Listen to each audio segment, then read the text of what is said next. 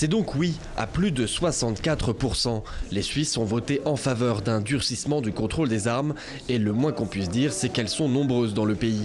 2,3 millions d'après un centre de recherche genevois, soit 3 armes pour 10 habitants. Un véritable arsenal dans un pays où le tir sportif est une vraie passion. Pour les opposants, le fait de posséder une arme, c'est une liberté qualifiée de fondamentale qui était mise en péril. Ils ont martelé la dimension culturelle du tir sportif en Suisse. Ils ont convoqué la figure du bon citoyen armé, prêt à défendre ses proches et la nation. L'enjeu était aussi pour le gouvernement le maintien du pays au sein de Schengen. Selon lui, voter contre le texte, c'était prendre le risque de sortir de cet espace européen de libre circulation. Mais pour les opposants, c'est un faux argument.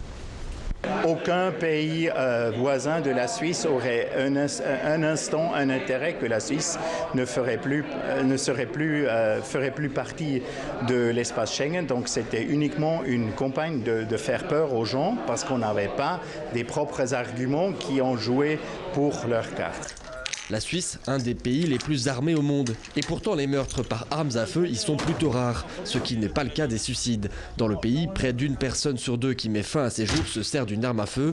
Le pays détient d'ailleurs le plus haut taux de suicide par arme à feu en Europe. Il faut savoir qu'après leur service militaire qui est obligatoire, les jeunes sont autorisés à conserver leurs armes chez eux.